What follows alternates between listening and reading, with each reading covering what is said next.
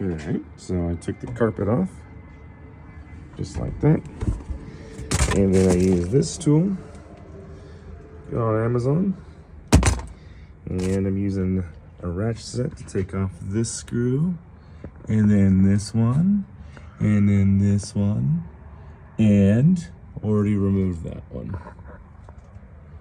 And while I'm taking this nut off, I just realized, oops, you should probably take that off there too. Just disengage it from here. Next thing is what you'll do is you'll just kind of pry this off. Might not be able to do it with one hand, but yep, just like that. You just do it on the other side. There we go. And then it comes off. All right, and then you just kind of take this nub off, bring out the thingy here, and then there it is, just like that.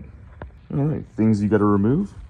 The trunk button, pretty simple. You just kind of push on the sides, and then obviously these parts, they just go in where they're supposed to, and the trunk goes right there. All right, so that's all put together. Hopefully it makes sense. Horrible quality, horrible everything. I get it. I've never done this before, but I couldn't find any instructions online. There was no instructions in the box. So there we go. So that's how it looks like with the trunk lid back in there. All that for the trunk. These parts come off. Again, these unscrewed right here and right here. Then this part came off and transplanted it over. These transplanted it over. These transplanted. So I think we're good to go. Now I got to figure out how to put these on. I'm not sure which one it goes to, but I will figure that out.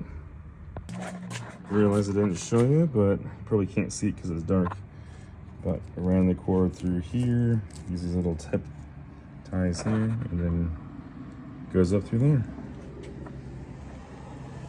You know, just the adapter actually just plugs into the tail light. I didn't have time, but there's this thing here that goes into the wall of the car. And I just pushed it through and ran that little wire through, and then yeah,